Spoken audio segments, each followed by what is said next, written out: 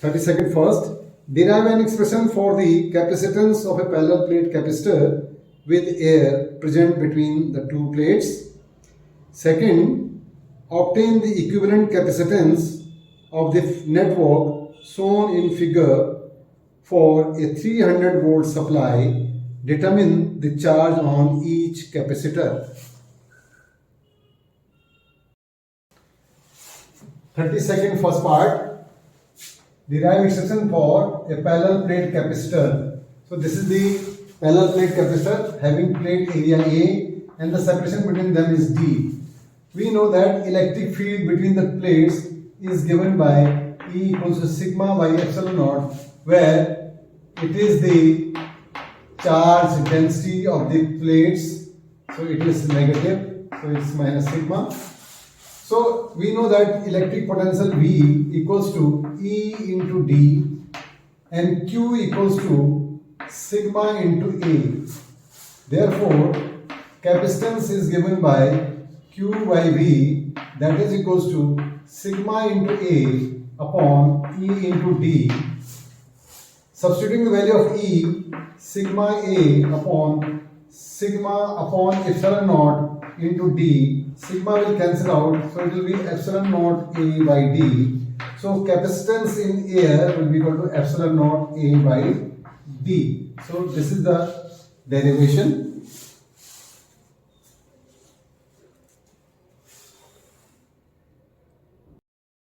Second part, we have capacitors in network.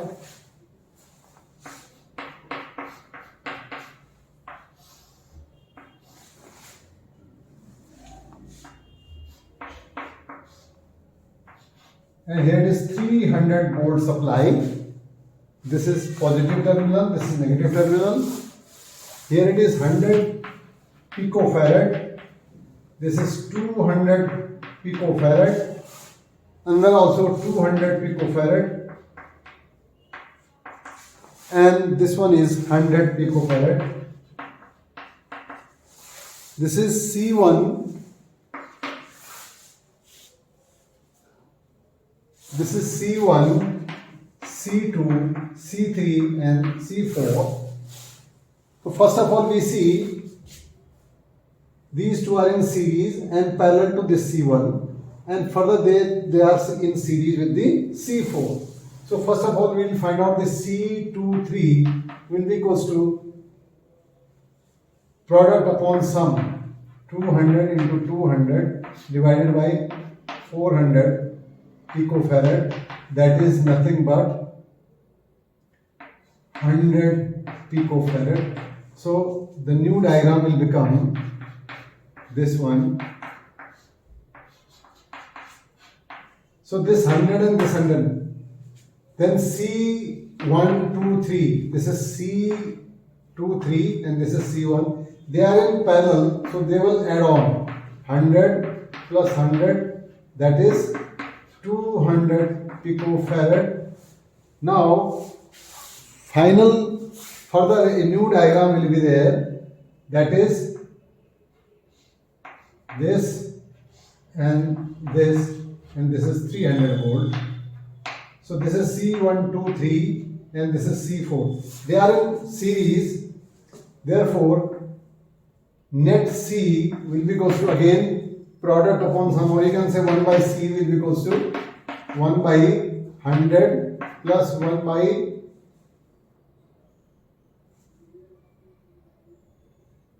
200. That means 3 by 200. So C will be equals to 200 upon 3 picofarad. So net Q will be equal to C into V. So C is 200 upon 3 into 300 volt into 10 to the power minus 12, because of the picofarad is there. So this will be 4. So 2 into 10 to the power minus 8 coulomb. So this charge is flowing through this. So C4, as far as the Q4 is concerned, that will be equal to 2 into 10 to the power minus 8. So V4 will be equals to Q4 by C4, that is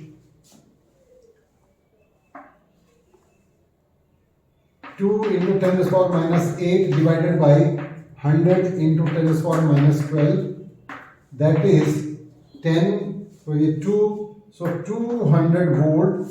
So V23 is equals to V1, that is equal to 300 volt minus 200 volt,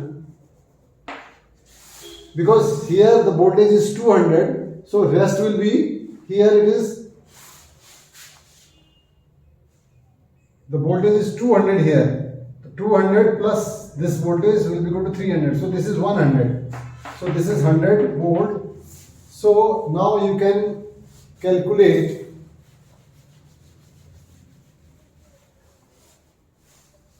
Q1 equals to C1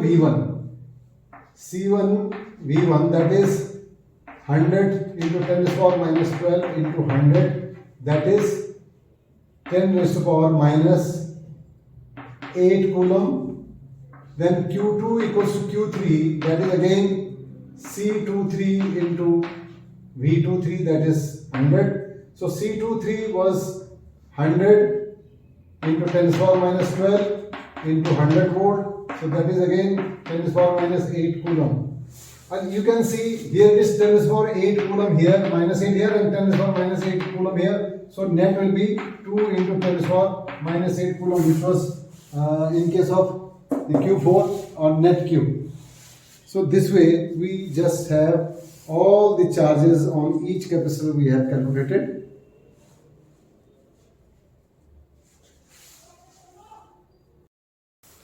Or part, first part, a dielectric slab of thickness T is kept between two plates of the parallel plate capacitor with plate separation D, T is less than D. Derive the expression for the capacitance of the capacitor. Now, first part, we have a capacitor, parallel plate capacitor, having separation D. There is a thickness T of the dielectric slab which is placed between the two plates. The dielectric constant, let us say K.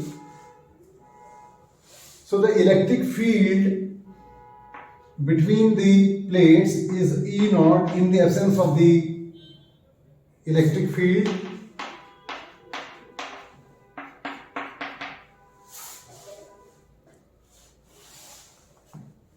The electric field between the plates in the absence of the dielectric slab is E naught, and the electric field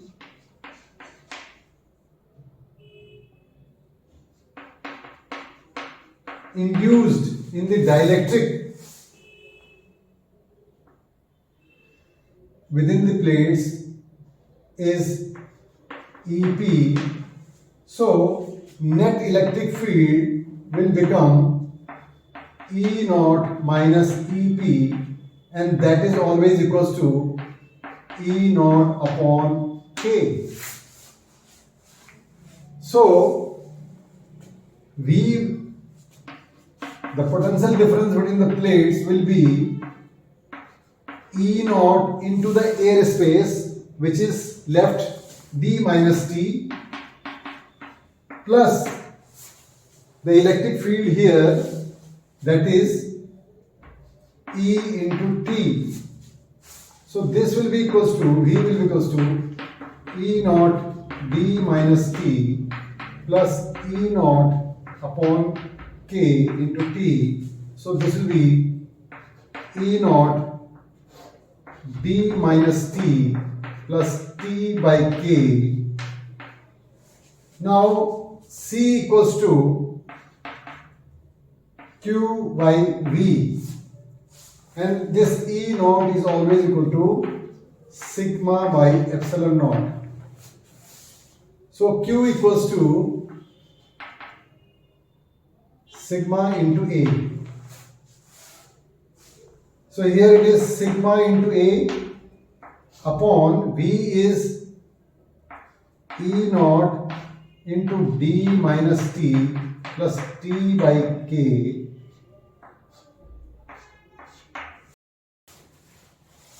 Here E naught is sigma by epsilon naught. So sigma A upon sigma by epsilon naught d minus t plus t by k.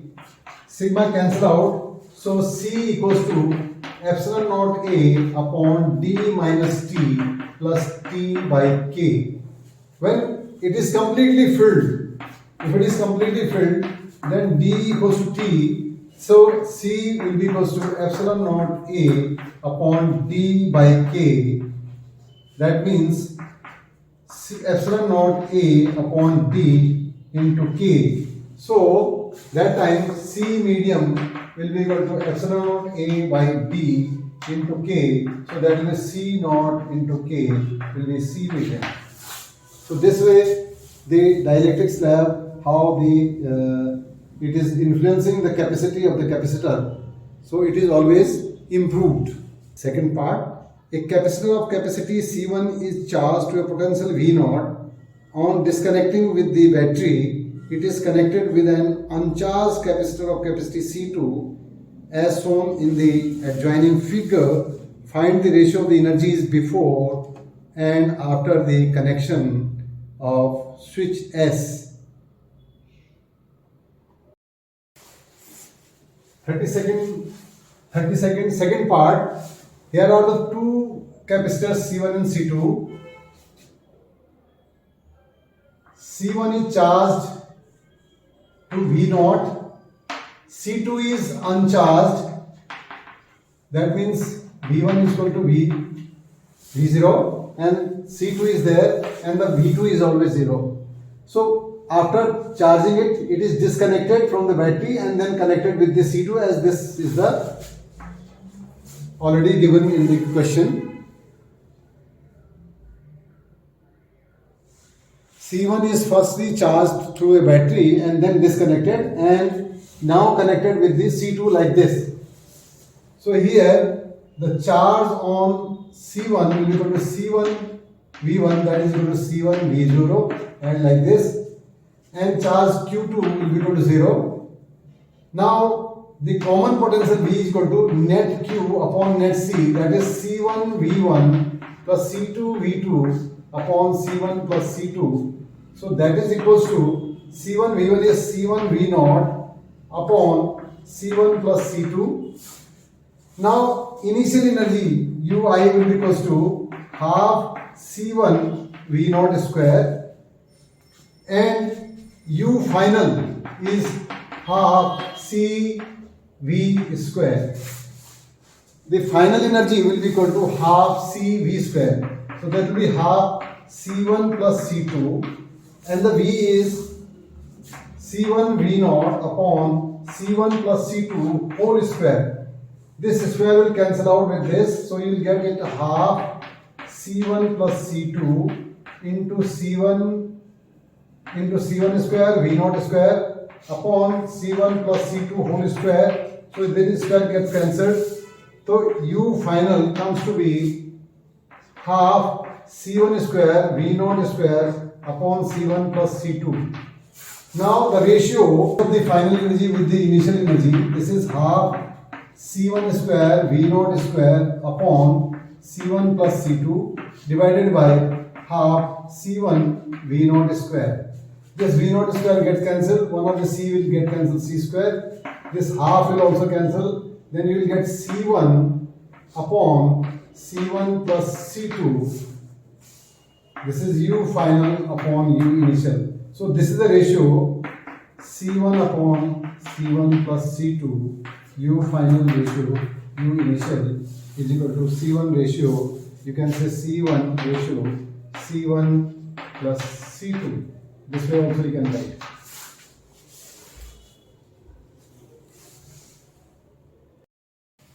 Or part A series LCR circuit is connected to an AC source.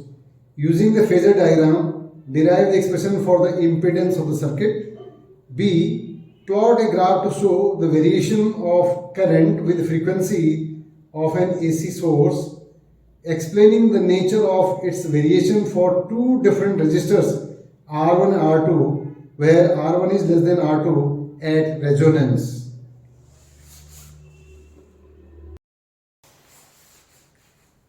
A part, series LCR circuit. This is LCR circuit connected to the AC source. E equals to E naught cos omega t, you can say. So this is L, this is C, and this is R. So this will be VL, this will be VC, and this will be VR. Here it will be this, and here it will be this. So here the phasor diagram will be, this is current. So this VR is always in phase with the current. So this is VR. This is VL, which is pi by 2 ahead. So this will be VL, which is pi by 2 ahead of the current. And this is the VC, which is pi by 2 behind. That means current leads this time. So this will be VC, pi by 2 behind. I am taking here VC less than VL in case. There are only three cases, but let us say this VC is small. So net will be VL minus VC here, and this will be your 5, and this will be V. So here V equals to under root this VR square plus VL minus VC whole square. VR is I into R square, VL is I into XL minus VC is I into XC, this whole square under root. I you can take common, so you will get R square plus XL minus XC whole square. So here you can say this is I into Z. So Z equals to here is known as, this Z is known as impedance, where this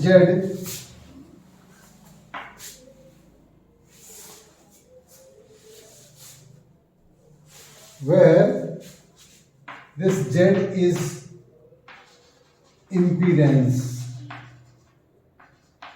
of the circuit. So this Z is R square,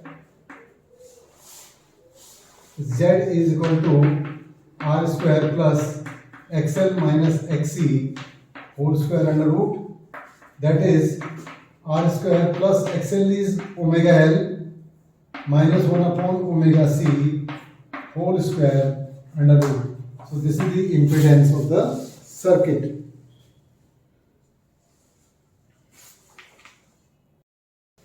Now the B part, we know instantaneous current is I equals to I naught sine omega t minus phi. This I naught equals to E naught upon Z at resonance. Z equals to R. Therefore, this I naught will be equals to E naught upon R. So this I naught is inversely proportional to R. So as far as the graphical representation is concerned, so this will be the nu naught with the frequency.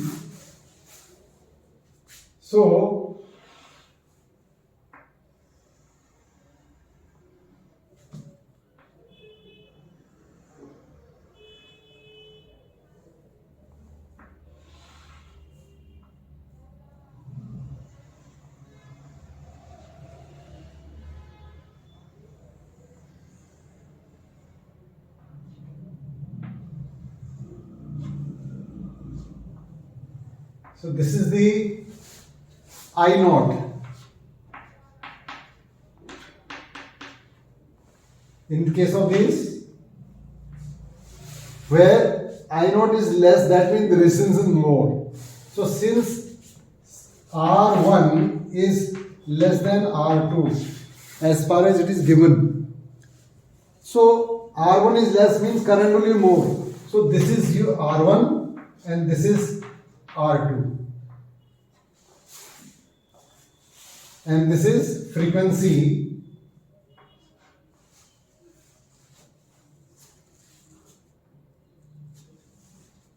and this is the current. So this is the maximum current, this is the maximum current peak for R1, this is for R2.